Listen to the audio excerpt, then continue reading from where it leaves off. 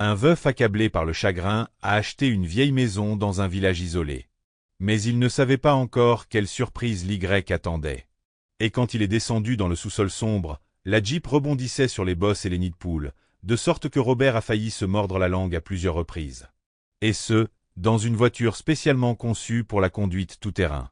Plus la ville était éloignée, plus il doutait. Eh bien, pourquoi diable a-t-il raconté ces absurdités à l'envers? Partir à l'aventure? Maintenant, un rocher pointu fera exploser la roue et il se retrouvera seul avec la nature jusqu'à ce qu'il ne trouve pas la dépanneuse. Robert se réprimanda autant qu'il le pouvait, crachant l'irritation accumulée. En fait, la décision d'acheter une maison dans un village inconnu, caché dans les bois à la limite de la carte de la région, a été spontanée. J'en avais marre de tout. Je n'arrivais pas à me retrouver. Les murs de l'appartement spacieux se sont écrasés. Les gens autour de lui étaient furieux. Attention, il savait que les souvenirs ne peuvent pas s'échapper. Cependant, quelque chose l'a poussé à répondre à une annonce de vente de la maison avec un terrain, presque sans regarder. Le prix semblait petit. Il a décidé que le voici. Une excellente option. Pour aller à la campagne. Démolir une ruine. Mettez une maison. Démarrer une ferme. Des autruches à élever, par exemple. Pourquoi pas? Ne serait-ce que pour s'évader. De regards sympathiques. Des soupirs de faim. Ils disent de rester là, mon frère. Nous mourrons tous un jour. Et Victoria vit déjà dans un monde meilleur. Elle n'avait que 26 ans. Vivre et vivre. Pourquoi elle? Qui là-haut a commandé sa Victoria? Où était ce dommage de laisser une si gentille fille sur une terre pécheresse? Et, tu es là. Parle-moi. Robert frappa sa main sur le volant avec toute sa colère. Le son du klaxon a noyé la musique déchirante. Il avait eu peur du silence ces derniers temps. Dès qu'il est entré dans l'appartement, il a immédiatement allumé la télévision. Ou juste de la musique. Mais plus fort. Mais aucune astuce n'a permis d'étouffer la douleur. Ah, Victoria. Victoria, comment puis-je être avec toi maintenant? Dites-moi. Comment? Le village était plutôt misérable. Et on pourrait difficilement appeler cela un village. Il ne s'agissait que d'une douzaine de maisons en ruine. Vivre leur vie à l'orée de la forêt. Personne n'était à proximité des maisons. Un seul rideau de fenêtre vacilla puis se referma. Comme si j'étais tombé dans le passé. Robert renifla. Effectivement. On ne le voit que dans les films sur l'Antiquité. Je me demande s'il y a de l'électricité ici. Ou allume-t-il encore des bougies? On dirait qu'il y a des fils. Mais je suppose que nous pouvons oublier Internet. Même si c'est encore mieux. Il n'a besoin de personne.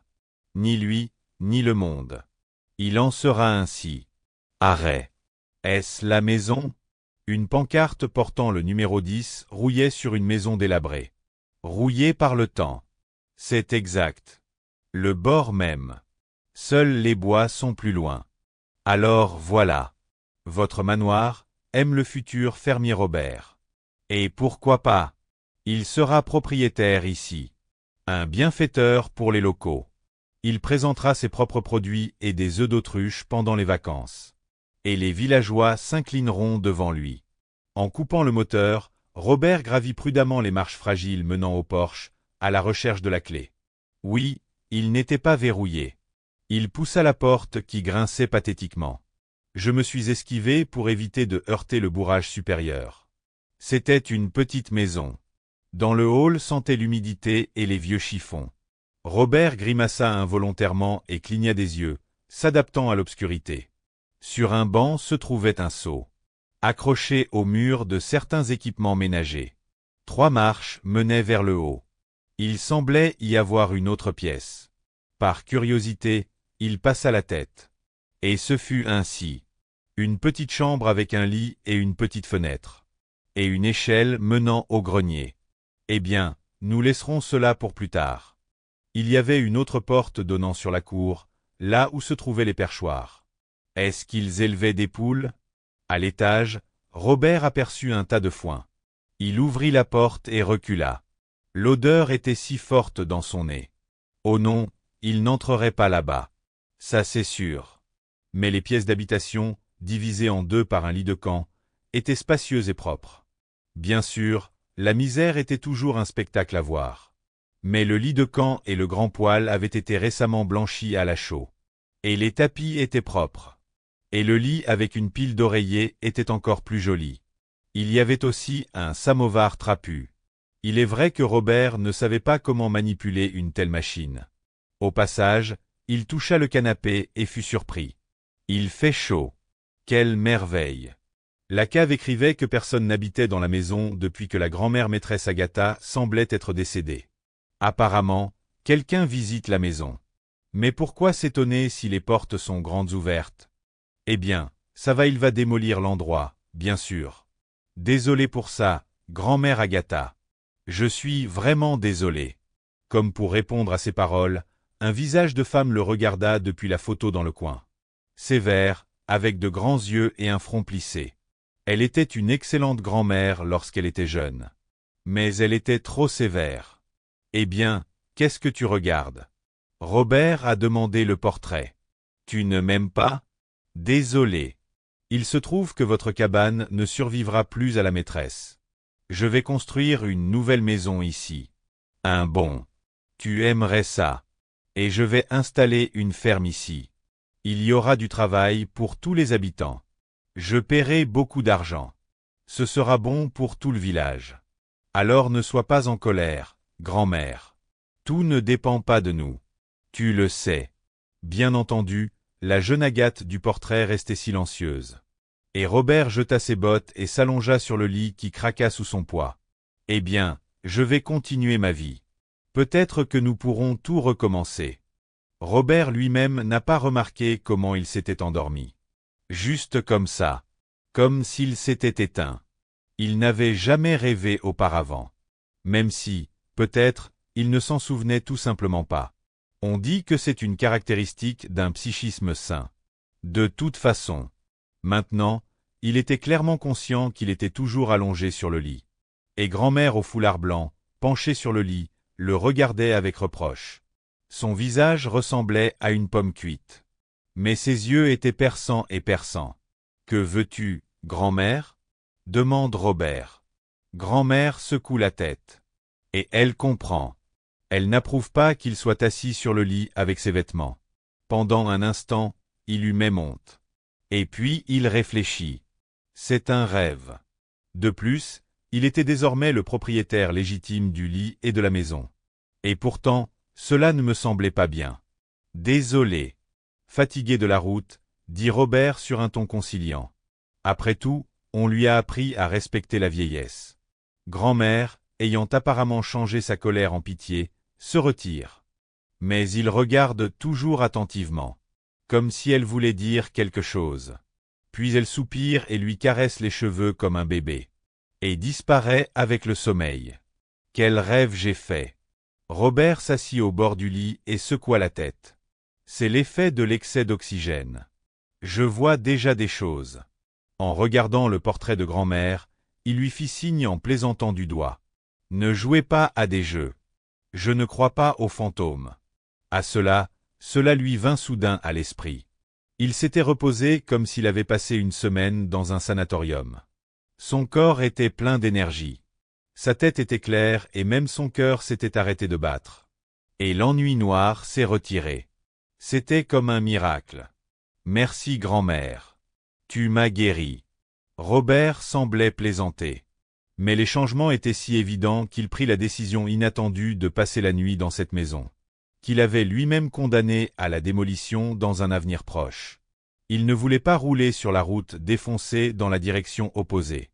Cela pourrait être très épuisant. Et personne ne l'Y attendait. En attendant, il pourrait poursuivre l'inspection de la propriété. L'intrigue a été plutôt négligée. L'héritier des terres de sa grand-mère ne semblait pas s'être préoccupé des tâches ménagères. Les pommiers, les pruniers, les groseilliers et les groseilles à maquereaux étaient envahis par les mauvaises herbes. Des sentiers y menaient, tracés par des voisins prudents, qui avaient repris les moissons. Les roses et les jasmins se fanaient dans le jardin de devant, et la clôture s'accrochait et menaçait de tomber. Robert s'assit sur un banc miraculeusement survivant et regarda au loin, respirant les parfums de plantes qui lui étaient inconnus. Un citadin. En y réfléchissant, il ôta ses chaussures et étira ses pieds nus. Sentir l'herbe douce s'étendre. Beau. Les voisins, pour autant, n'étaient pas pressés de lui rendre visite. Sa solitude n'a donc pas été violée. Robert a pensé à se promener dans le village à la recherche de lait local. Ce qui l'a immédiatement fait changer d'avis. Où y aurait-il des vaches? Ou au moins des chèvres? Aucun animal n'est vu. Même les chiens n'aboient pas. Il élèvera donc ce même bétail, embauchera des ouvriers et ira cultiver des champignons ou pêcher. À la pensée de l'avenir, il ressentit soudain le mal du pays. Quelle absurdité! C'est absurde, pour être honnête. Oui, et c'est ennuyeux. Ce n'est pas ce à quoi vous êtes habitué, cher Robert. Après le rythme effréné d'un homme d'affaires prospère qui a toutes les minutes pour aller chez les agriculteurs. Croyez-vous à une telle métamorphose? Tant pis. Robert se répondit, se leva et se dirigea vers sa voiture. Il se souvint qu'il y avait caché un sac de hamburgers comme collation. Ici, maintenant, cela sera utile. Tous ceux qui connaissaient son amour pour la restauration rapide bon marché se moquaient de lui. Mais il s'en fichait. Il ne pouvait pas expliquer à tout le monde que Robert ne gagnait pas toujours des millions. Tout était arrivé dans sa vie. Il avait eu faim au cours de sa merveilleuse enfance et avait même volé de l'argent. Et un hamburger lui parut alors quelque chose d'incroyablement délicieux. Depuis, il s'autorisait parfois de telles friandises. Et qu'en penses-tu? Son habitude de stocker de la nourriture l'a aidé aujourd'hui. Il n'aurait pas à se coucher le ventre vide. La collation malsaine sortie du papier huilé avait une odeur absolument époustouflante. Soudain, Robert réalisa qu'il avait désespérément besoin d'un cornichon. Alors le dîner serait vraiment royal. Je me demande s'il y a quelque chose dans la cave, pensa-t-il à voix haute. Peut-être que les locaux n'ont pas eu le temps de tout transporter. L'entrée du sous-sol se trouvait dans la cuisine. Démontant les planches qui recouvraient le trou, Robert, s'éclairant avec son téléphone portable, descendit les escaliers branlants vers le monde souterrain sombre. Ses espoirs se sont réalisés. Un mince faisceau illumina les rangées de canettes. Bien que sévèrement aminci par les mains voleuses de quelqu'un. Puis quelqu'un a crié et s'est jeté sur lui, le grattant et le mordant. Le téléphone lui est tombé des mains. Mais Robert a réussi à attraper quelque chose de petit et de nerveux. Il ne gratte pas et ne crie pas avec sa propre voix par la peau du cou. Au début, il pensa même « force démoniaque ». Mais c'était plus simple que ça. Et quelques minutes plus tard, tenant le garçon d'une main et trouvant son téléphone portable de l'autre, il regardait attentivement le visage plissé de l'invité non invité. « Eh bien, et qui es-tu » demanda sévèrement Robert en secouant le garçon. « Et qui êtes-vous » Sur un ton avec lui, dit le voleur, continuant à s'éloigner, même s'il était clair à quel point les forces étaient inégales. « Ce n'est pas ta maison. C'est celui de grand-mère Agatha. Qui t'a appelé ici, hein? Pourquoi es-tu venu ici pour voler? Maintenant, quand je crie, tout le village a couru. La maison est à moi. Je l'ai achetée. » Étonné de l'insolence du voleur de concombres, Robert a déclaré. « Donc, je suis le maître ici maintenant. Mais toi? » Il s'avère qu'il s'agit d'un voleur. Je peux appeler la police. J'ai tous les droits. S'il voulait effrayer l'intrus aux cheveux bruns, cela s'est mal passé. Le garçon n'avait pas peur, il ne gémissait pas et ne s'excusait pas. Au contraire, il redoubla d'efforts pour sortir de ses bras, se tortillant comme un serpent. Il s'est aussi donné des coups de pied. Et, faites attention, s'écria involontairement Robert en grimaçant. L'insolence aux pieds nus lui a donné un coup de pied au genou, une fois blessé à l'entraînement. Non pas que ça fasse mal, mais c'est désagréable. En colère, Robert monta les escaliers, saisissant et donnant des coups de pied au petit diable sous son bras. Une fois dans la cuisine, le voleur s'est précipité vers la sortie, mais en vain. Robert se tenait dos à la porte, lui bloquant la sortie. Il pouvait enfin bien observer sa proie. Le garçon était roux, hirsute, maigre et avec des yeux verts brillants et malveillants. C'était un chaton des rues, d'accord. Robert se mit à rire. C'est intéressant de commencer sa vie de village. Il s'est déjà lié d'amitié avec les voisins. Pourquoi riez-vous? Le garçon m'a immédiatement lancé un coup dur. Vas-tu me frapper? Allez, on est habitué. Je ne vais pas te battre. Robert haussa les épaules et demanda du ton le plus paisible. Pouvez-vous comprendre les peaux de concombre? Quel type de concombre y a-t-il dans la cave pour ne pas vous empoisonner? Oui, de n'importe quelle sorte. Le garçon quelque peu confus avait l'air suspicieux. La grand-mère d'Agatha possède les concombres les plus délicieux du village. Tout le monde sait ça. Alors fais-moi une faveur, apporte un pot, demanda Robert. J'ai vu l'expression méfiante sur le visage du garçon se transformer en une expression hébétée. En même temps, et dîner. J'ai des hamburgers. Est-ce que tu veux? Le garçon regarda les hamburgers étalés sur la table, les sentit, se lécha les lèvres. Il regarda Robert une fois de plus, décidant quelque chose par lui-même. Puis il disparut dans le trou, comme s'il était tombé sous les planches. Eh bien c'est ça. L'enfant va s'enfuir maintenant. Comment est-il entré là-dedans? Il y a donc une issue, dit Robert en riant intérieurement. Quel chasseur de voleurs il était. Cependant, en une minute, un pot de concombre, couvert de poussière et de toiles d'araignée, est apparu de la cave, suivi d'une rousse frisée. Le garçon posa son butin sur le sol et regarda Robert avec méfiance, essayant de fuir à tout moment. Il jeta un coup d'œil à la table des hamburgers. Sortez, allez. Maintenant, nous allons manger. Robert ramassa la canette puis recula d'un pas d'un air de défi, donnant le choix à l'invité non invité. Ici, je me demande ce qu'il va faire. La faim l'a emporté. Le garçon sortit de sous le plancher avec l'air le plus indépendant et regarda Robert avec attente. Où puis-je me laver les mains? Demanda-t-il, comme s'il ne remarquait pas la volonté de l'étranger de s'enfuir, même à tout moment. Il y a un lavabo derrière le poêle, dit le garçon. Il vous suffit de le remplir d'eau. Eh bien, faites-le, suggéra Robert en débouchant le pot. Le couvercle s'ouvrit et la canette sentait si bon qu'il faillit gémir. Que puis-je dire? Grand-mère était une maîtresse des rebondissements. La porte claqua et il y eut un bruit dans le couloir. Le garçon revint avec un seau d'eau, ce qui permit à Robert de conclure qu'il visitait souvent la maison de sa grand-mère et qu'il savait exactement comment elle était aménagée. Après avoir fait trembler le lavabo, le garçon frétillant s'assit à table sans rien demander. Robert est également allé derrière le poêle, avec intérêt, à examiner la construction, s'est lavé les mains avec un morceau de savon qu'il a trouvé là-bas et s'est essuyé avec une serviette. Eh bien, la vie quotidienne, on peut le dire, est arrangée. Il revint à table et s'aperçut avec surprise que son invité visiblement affamé ne prenait pas une bouchée de ses provisions. Il était assis, regardant les petits pains, salivant, mais sans les toucher. Regardez comme il est bien élevé. Robert lui tendit quelques hamburgers à la fois et lui demanda « Quel est ton nom ?» Le garçon mord dans la nourriture et marmonne la bouche pleine. « Georges. Georges. » précisa Robert. « Georges, alors. Réputation. Eh bien, Georges, faisons connaissance. Mon nom est Robert. Pas mal non plus, reconnut Georges avec indulgence. En mâchant un hamburger, il savoura une bouchée de concombre. C'était si délicieux que Robert a immédiatement suivi son exemple. Les cornichons ont dépassé ses attentes. Formidable. Allez, ces autruches. Il faut de toute urgence rétablir la recette et mettre en place la production. Je serai moi, Robert, le roi du concombre. Robert rit, calculant automatiquement les coûts et les bénéfices possibles. Et quoi, ça peut être plutôt bien de sortir.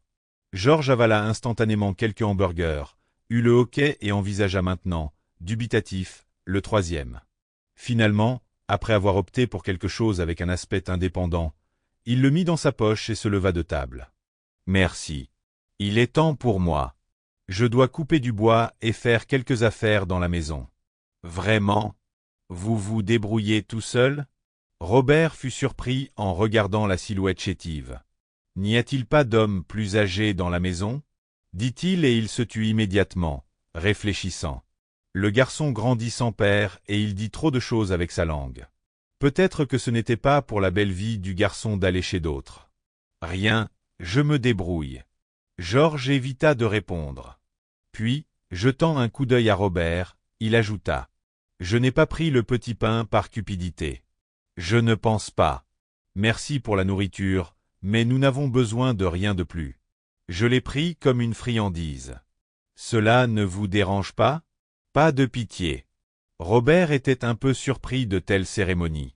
Il ressemblait à un vulgaire voleur. Mais quelle cérémonie! Depuis le seuil, le garçon, comme s'il se souvenait de quelque chose, se retourna et demanda. « Alors, tu as acheté la maison de grand-mère. Vas-tu vivre ici? Nous verrons, dit Robert. D'une manière ou d'une autre, il avait honte d'admettre qu'il allait démolir la maison. Ce soir, je passerai la nuit, c'est sûr. Alors, pourquoi n'as-tu pas rallumé le poêle? Se demanda Georges. Donc il fait chaud. Robert ne comprenait pas. Le garçon siffla et fit tournoyer son doigt contre sa tempe. Il fait chaud le jour, mais la nuit, on gèle dans une maison non chauffée. Il refroidit rapidement si vous ne le réchauffez pas. Vous savez ce que je veux dire. Vous pouvez dire que vous êtes un garçon de la ville. Très bien, je vais rentrer chez moi et te chercher du bois. Sur ces mots, considérant la conversation terminée, Georges disparut derrière la porte. Eh bien, maintenant nous avons rencontré nos voisins. Robert se félicita. Il n'y avait rien à faire et il décida de s'autoriser à s'allonger sur l'herbe et d'écouter de la musique. Il étendit une couverture sur l'herbe et s'installa aussi confortablement que possible. Le garçon lui a même remonté le moral, et il a été surpris de réaliser qu'il n'avait plus aucun souvenir dans son cœur depuis quelques heures. Maintenant, ils étaient de retour, et aucune musique ne pouvait atténuer la douleur. Ils se sont mariés il y a 5 ans. Robert aborde la question du mariage avec prudence, rejetant les nombreuses femmes à la recherche de sa fortune considérable. Victoria était différente et il pensait qu'elle avait besoin de lui comme d'un homme ordinaire, pas comme d'un homme d'affaires. Elle ne lui demandait jamais rien, et lui-même prenait un grand plaisir à la combler de cadeaux, et il insistait également pour acheter une voiture. Certes, cette fois-là, elle ne l'a pas écouté et a refusé une Jeep fiable et puissante, comme celle qu'il conduisait lui-même. Peut-être que si elle avait écouté, les ennuis ne se seraient pas produits. Comment se fait-il que sa voiture ait heurté un garde-corps à grande vitesse et se soit renversée? La seule consolation du destin étaient les paroles du médecin. La mort a été instantanée. Elle n'a pas souffert. Toute l'agonie lui était laissée. Robert n'a pas insisté pour acheter une voiture et n'a pas pu protéger sa femme. 1000 autres pas. Pendant 3 ans, il n'a pas pu apprendre à vivre sans sa femme bien-aimée. Robert s'assit, les mains autour de ses genoux, et avec un air sombre, il regarda autour de lui et se figea. À un moment donné, Victoria marchait le long de la clôture. Pendant une fraction de seconde, il crut avoir perdu la tête.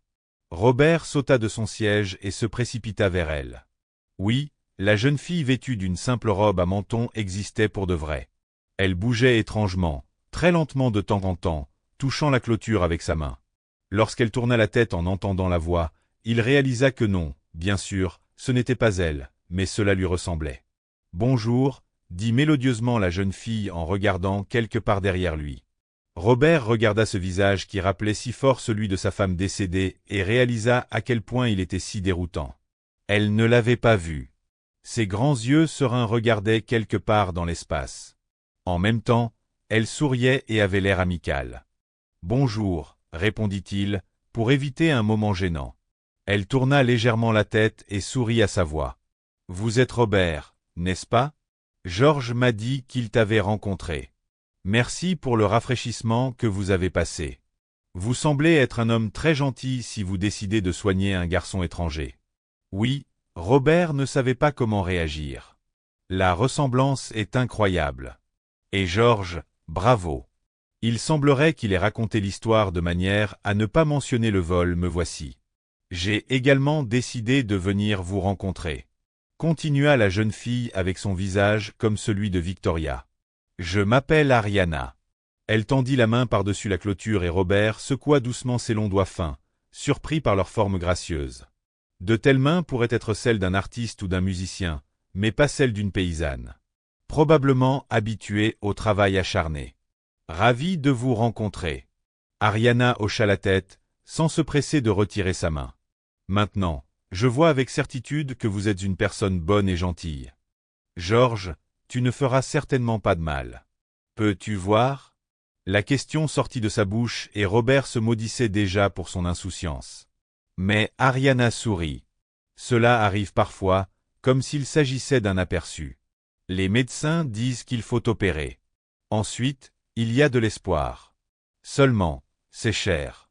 Il n'y a qu'1% sur 100 que tout se passera bien. Et j'ai appris à me débrouiller sans me fier à mes yeux. Il n'est pas nécessaire de voir une personne pour savoir si elle est bonne ou mauvaise. Grand-mère Agatha m'a tout appris quand j'étais petite. C'est une bonne femme. Très gentille. C'est elle qui a obligé mes parents à me sortir de l'orphelinat. Que veux-tu dire de l'orphelinat? Tes parents t'ont mis dans un orphelinat? Robert était complètement confus par cette étrange histoire. Eh bien, ils buvaient tout le temps. Ils se saoulèrent avec frénésie. Les voisins se sont plaints. Et mes parents m'ont donné à l'orphelinat. Ariana expliqua, toujours souriante. Tout le monde boit dans notre village. Ils gagnent de l'argent et boivent de la vodka. Ou encore mieux, pour le clair de lune. Beaucoup se sont empoisonnés. Grand-mère Agatha voulait avoir la garde de moi. Mais elle était vieille à cette époque. Ils ne la laisseraient pas. Et ses enfants n'en avaient pas besoin. Ensuite, elle a tellement envoûté mes parents qu'ils ne supportaient plus du tout l'alcool. Et je les ai forcés à m'éloigner de l'orphelinat. Ils ont tenu pendant quelques années. Et grand-mère est morte. Ils ont recommencé à boire beaucoup. Ils sont tous deux morts à cause de la vodka. Comment faites-vous face? Robert était toujours mal à l'aise, regardant son compagnon dans les yeux aveugles. Je m'y suis habitué. Elle haussa les épaules. George aide, encore une fois. C'est un gentil garçon. Même s'ils disent que les orphelins grandissent aigris contre le monde entier. Tu ne lui fais pas de mal, d'accord? Il a assez enduré dans sa vie. Personne ne lui fera de mal. Dit Robert, réfléchissant pour lui-même. Que se passe-t-il ici?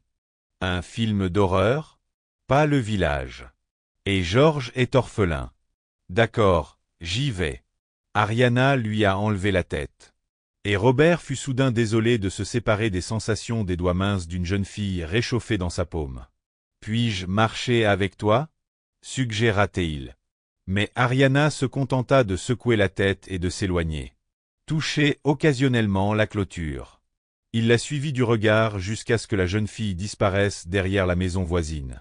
Elle lui ressemble. Juste une copie.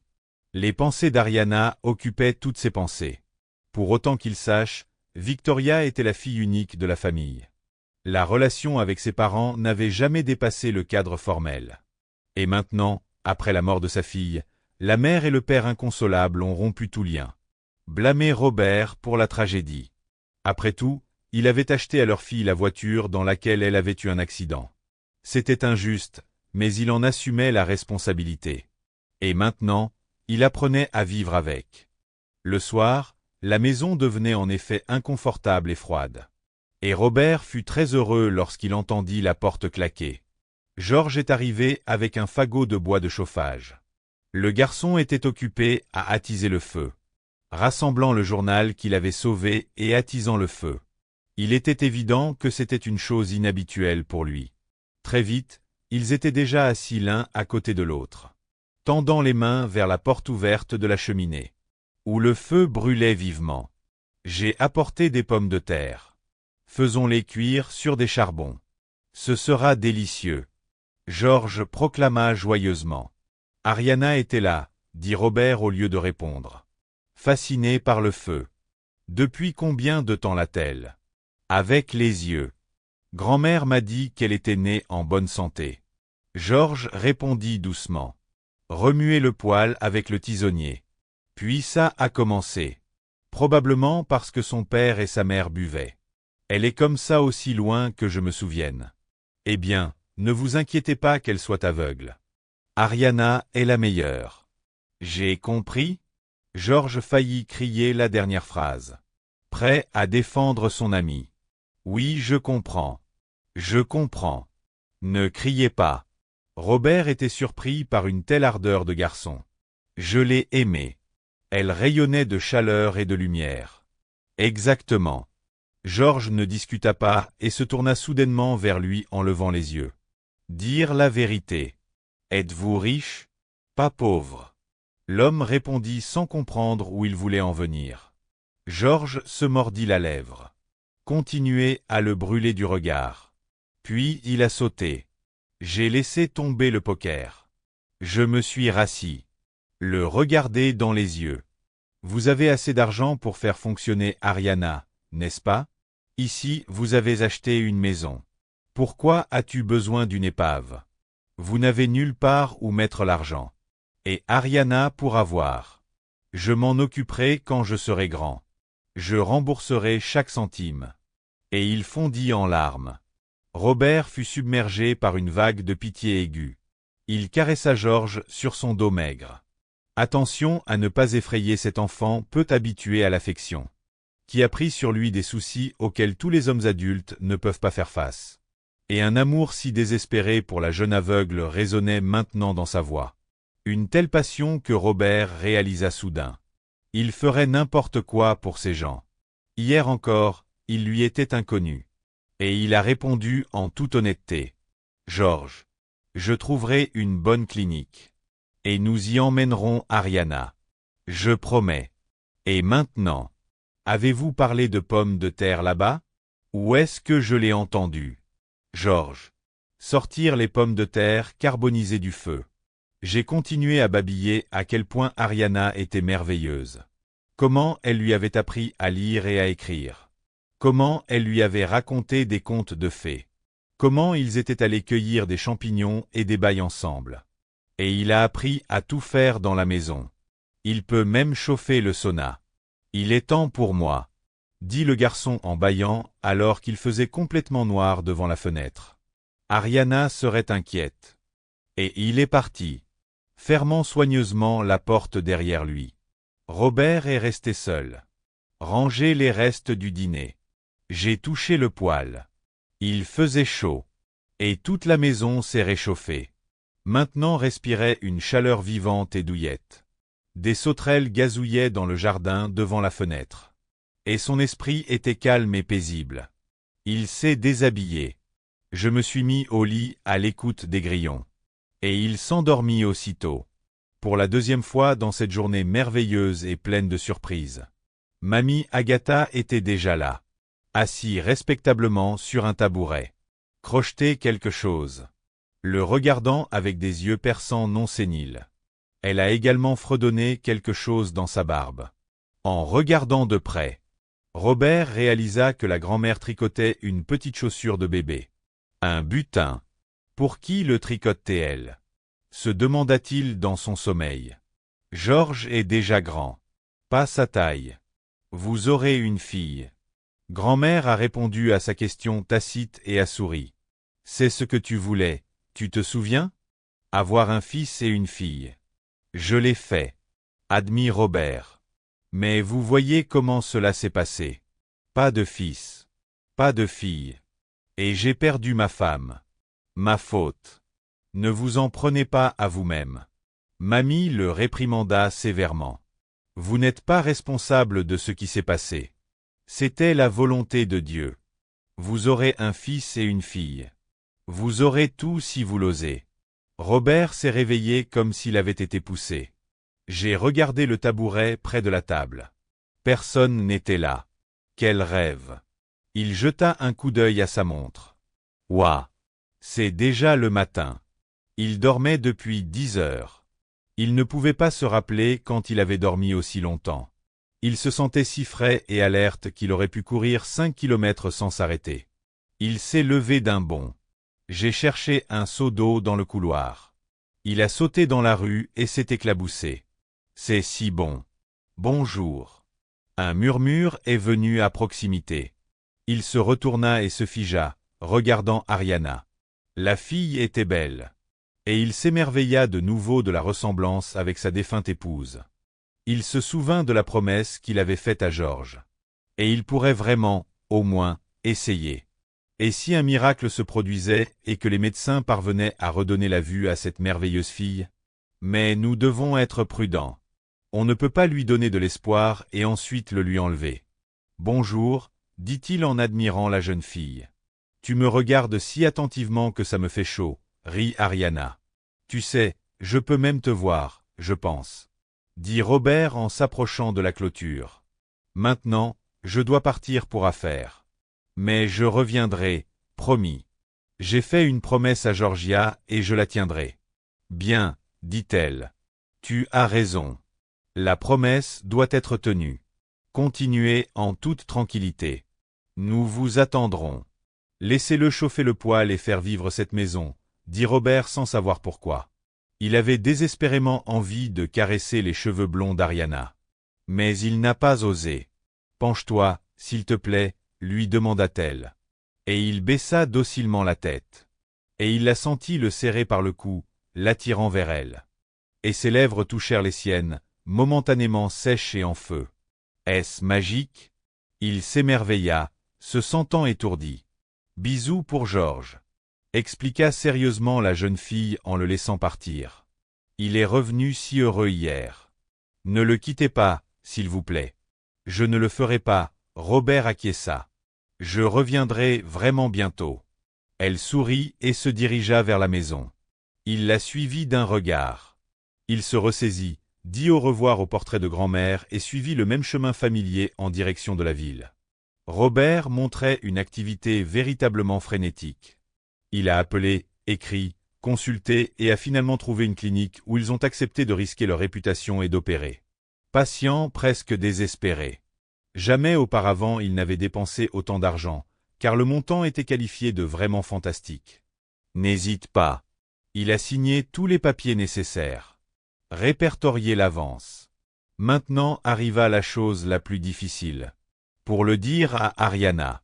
Je suis d'accord. La jeune fille ne sembla pas hésiter une seconde. Ariana. Les médecins ne garantissent rien. Mais il y a une chance. Robert avait du mal à parler. Mais Ariana se contenta de sourire en réponse. Je rêve souvent de grand-mère Agatha. Elle me dit d'accepter et je vais chercher de l'aide. Et si? Commença Robert. Mais elle porta son doigt à ses lèvres, l'incitant à se taire. J'ai l'habitude de vivre comme ça. Distinguer le jour et la nuit. Si la nuit est constante, j'aurai assez de rêves et de souvenirs. N'aie pas peur pour moi, Robert. Je suis fort. Elle parla et des larmes coulèrent sur les joues de Robert. Il sentait à quel point l'esprit de cette fille douce et fragile était fort. Maintenant, il comprenait encore mieux Georges, qui était amoureux d'elle. Et qui était prêt à la servir de tout cœur et fidèlement. Elle était l'incarnation vivante de la gentillesse et du courage. Foi et amour de la vie. Il rendait visite à Ariana pour la première fois. Et j'ai été surpris de voir à quel point la maison était propre et ordonnée. Georges n'exagérait pas. Il s'est vraiment occupé de tous les soucis des hommes. Robert est arrivé tôt le matin et ne l'a pas trouvé. Ariana a dit que le garçon était parti pêcher à l'aube. Eh bien, cela signifie qu'ils ont une autre conversation difficile devant eux. Le garçon fit irruption dans la maison comme un petit tourbillon rousse. « Ferez-vous vraiment ça? Verra-t-elle » cria-t-il au lieu de saluer, se jetant au cou de Robert. Il était impossible de regarder dans ses yeux désespérément assoiffés de miracles et de douter d'une issue heureuse. Alors Robert a répondu oui. Et soudain il sentit qu'il croyait que tout s'arrangerait sûrement. Il tourna son regard vers le mur. Grand-mère Agatha les regardait depuis la photo. Mais maintenant, il imaginait qu'elle souriait au bord de ses lèvres. « Pouvez-vous le voir aussi ?» Il a demandé à Georges juste au cas où. Le garçon comprit ce qu'il voulait dire et regarda rapidement le portrait. Eh bien, oui, elle sourit. C'était une sorcière. Elle savait tout avant. Il continua. « Vas-y, j'attendrai. Je garderai la maison en ordre. » Robert l'embrassa, le serra contre lui, sentant les forts battements de son petit cœur fidèle. Et soudain, il ne comprit même pas comment. Georges a demandé « Est-ce que certains de vos proches sont partis d'ici ?» Personne. La mère et le père sont morts de boisson. Il ne reste plus aucun parent. Le garçon répondit avec surprise. « Ne vous inquiétez pas. Je vais gérer le ménage. J'en ai l'habitude. Je ne suis pas un enfant. Georges, tu viens avec nous ?» Ayant pris sa décision comme s'il sautait d'un précipice dans l'eau. Demanda Robert. Les yeux de l'enfant s'arrondirent de surprise. Comment ça va avec toi? Vont-ils vous laisser entrer à l'hôpital? Demanda-t-il incrédule. Ils ne seront pas. Ariana y sera soignée et vous et moi l'attendrons chez moi. Robert a expliqué. Les yeux de Georges s'illuminèrent. Il réfléchit puis secoua la tête. Qu'est-ce que je n'ai pas vu dans cette ville? Comment vais-je quitter la ferme? Pense. Robert regarda silencieusement le petit homme et réalisa qu'il avait sans aucun doute raison. La ville est lumineuse, belle, bruyante. Mais il est si facile de s'y perdre. Surtout si vous êtes un orphelin d'un petit village. La capitale lui a-t-elle lui-même apporté beaucoup de bonheur? Argent? Ça faisait. Position dans la société? Oui. Mais il y avait autant de bonheur que lui et Victoria avaient été ensemble. Et cela n'a pas été exprimé en termes monétaires. Tu sais ce qu'on va faire? Maintenant, il avait pris sa décision. J'emmène Ariana et je reviendrai ici. Et nous ferons des choses ensemble. Nous allons réparer la maison. Est-ce que ça vous convient? Bien. Le garçon lui serra la main. Je vais vous dire qu'au village, c'est beaucoup mieux. Revenons à Ariana qui avait déjà rassemblé ses documents. Robert a demandé. Savez-vous où se trouvent les papiers de Georges? Certificat de naissance? Des certificats? Bien sûr que oui. Dit-elle comme si elle attendait cette question. Tout va bien dans le casier. Grand-mère m'a dit de les garder en sécurité et que j'en aurais besoin un jour. Robert prit les papiers et se tourna vers Ariana. Eh bien, on y va? Elle lui tendit la main et Robert réalisa qu'il était prêt à lui tenir la main, si nécessaire, pour le reste de sa vie. Ariana avait des procédures et des examens devant elle. Pour éviter de l'appeler toutes les heures, Robert a développé beaucoup d'activités. Il a embauché une équipe de construction et s'est plongé dans le processus de conception, de choix des matériaux de construction et d'autres soucis dont il n'avait aucune idée dans un passé récent. Il lui est même arrivé d'oublier de manger. Et sans Georges, qui le surveillait ainsi que par une infirmière expérimentée, sa propre santé aurait probablement été ruinée.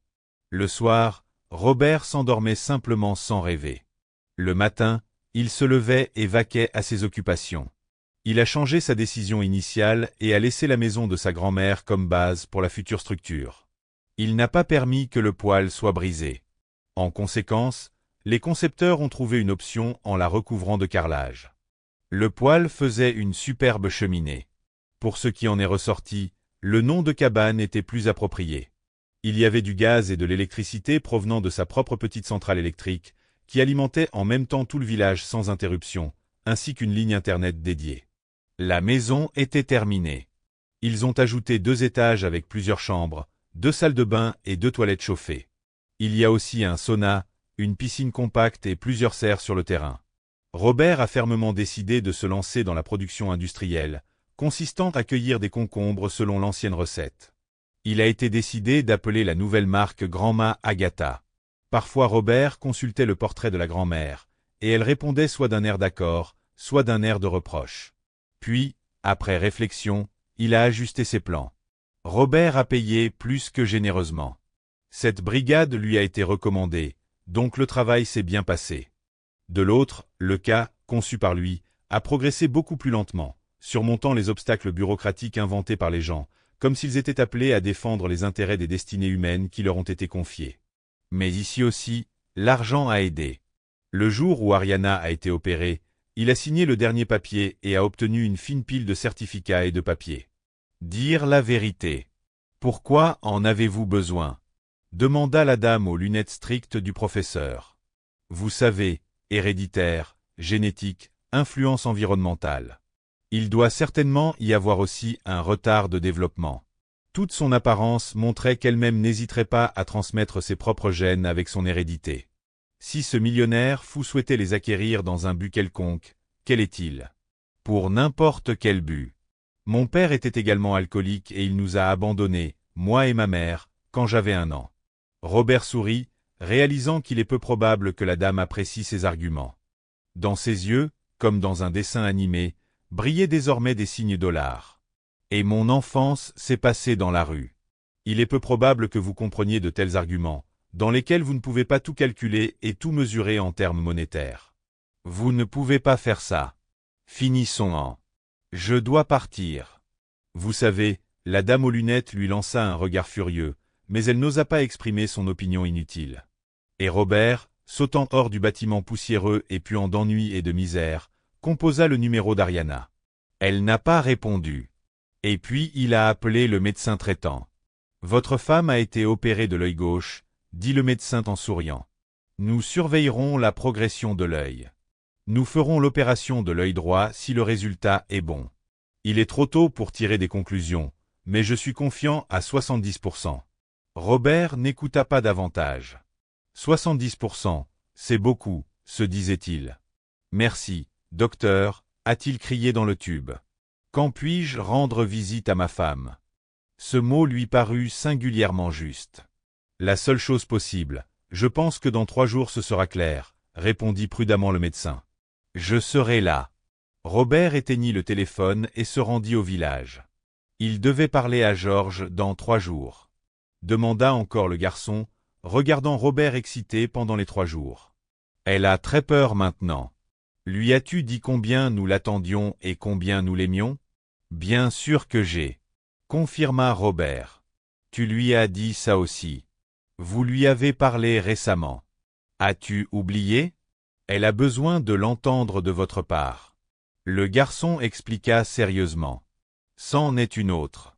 En parlant de l'autre, Robert décida qu'il ne pouvait pas rester silencieux. Georges, j'ai rédigé les documents pour ton adoption. Il s'avère que je l'ai fait sans demander. Je ne savais pas si cela fonctionnerait. Je n'ai pas l'habitude de faire des promesses vides de sens et bien, ça a en quelque sorte fonctionné. Es-tu d'accord avec ça? Les grands yeux de Georges s'écarquillèrent et sa bouche s'ouvrit. Il déglutit bruyamment et regarda à nouveau Robert. Il sortit les documents de sa poche et montra la ligne où était écrit son nom. C'est toi maintenant. Accepté? Ouah. Georges fixait la ligne, n'en croyant pas ses yeux. C'est moi ou quoi? Eh bien, bien sûr que vous l'êtes. Pourquoi? Vous n'aimez pas ça? Robert s'inquiétait. C'est bon. Georges a répondu et a soudainement pleuré. Robert avait peur. Il ne savait pas quoi faire. Qu'est-ce qui n'allait pas avec le garçon? Et pourquoi ne voudrait-il pas de lui comme père? Georges, je serai un bon père, honnêtement. Marmonna Robert, ne sachant pas comment calmer le garçon rugissant. J'apprendrai. Tu es déjà le papa le plus cool du monde. Cria Georges en le serrant par le cou et en arrosant ses larmes. Le meilleur. Et grand-mère Agathe les regardait depuis le portrait tandis que 2 hommes, petits et grands, s'embrassaient. Pleure. Pas timides les larmes. Et qu'en est-il d'Ariana?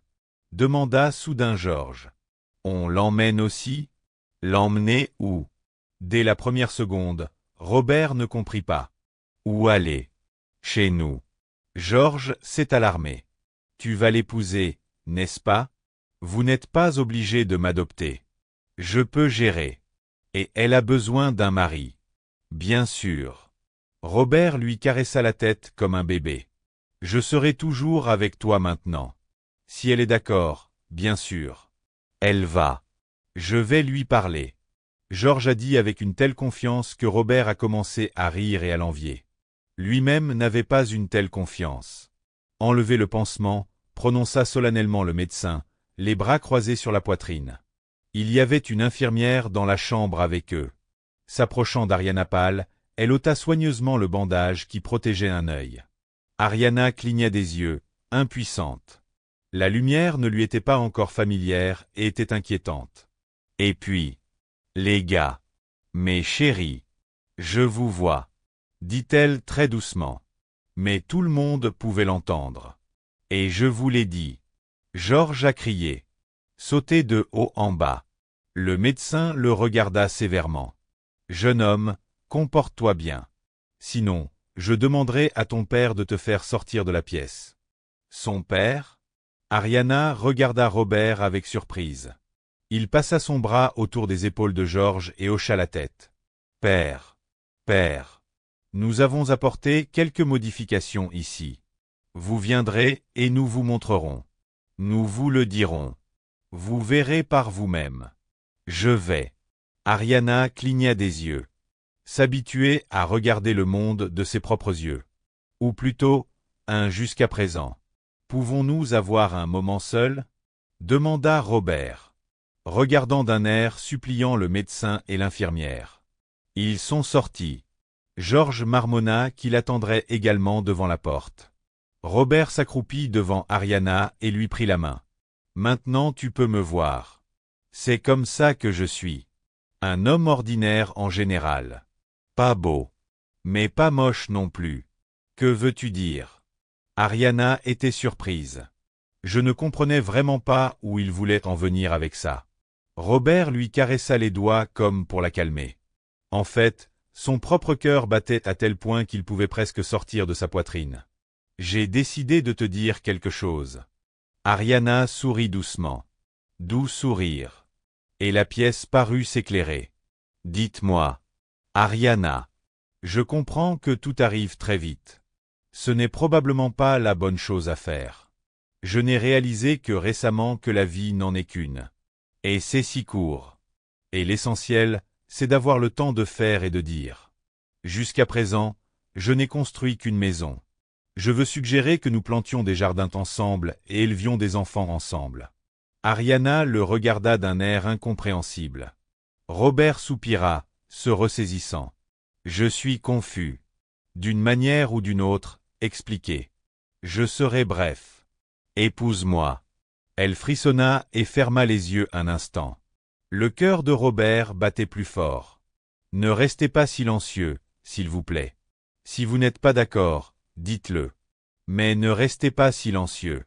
Robert lui serra les doigts, sentant à quel point il tremblait. Robert, pourquoi as-tu besoin de moi comme ça?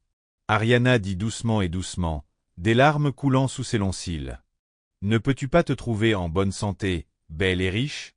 Comme toi, je ne trouverai pas. Robert se leva d'un bond, se mit à arpenter la pièce, incapable de trouver une place.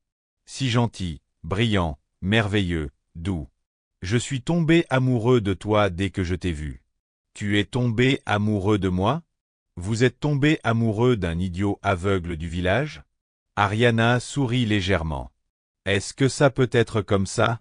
Ça arrive. Robert s'arrêta, étudiant son visage, cherchant une réponse. Nous avons réalisé une histoire si merveilleuse. Grand-mère Agatha est apparue dans mes rêves. Il est prédit que tout ira bien pour nous. Alors ça arrive. Ariana secoua la tête. Vous seul le savez. Tu es tombé amoureux de moi au premier regard. Et il s'avère que je ne te vois pas du tout. Voilà donc l'histoire. Veux-tu m'épouser? Robert avait l'air si pitoyable qu'elle rit. Oui. Où je vais aller? Qui s'occupera de toi et de Georges? Robert avait l'impression qu'une énorme pierre tombait de son âme. Et c'était facile. Vous prenez soin de nous. S'il vous plaît, a-t-il demandé. Ils s'embrassèrent jusqu'à ce qu'un médecin entre dans la chambre et renvoie Robert, se référant au fait que le patient a besoin de repos. L'opération du deuxième œil a également été un succès. 1 an plus tard, la famille avait déjà 2 enfants. Georges avait une petite sœur. Elle s'appelait Victoria. La famille vivait dans une maison de village transformée sous le regard vigilant de la grand-mère d'Agatha. Et avec eux, 3 anges gardiens se sont installés ici pour toujours. Foi, espoir et amour.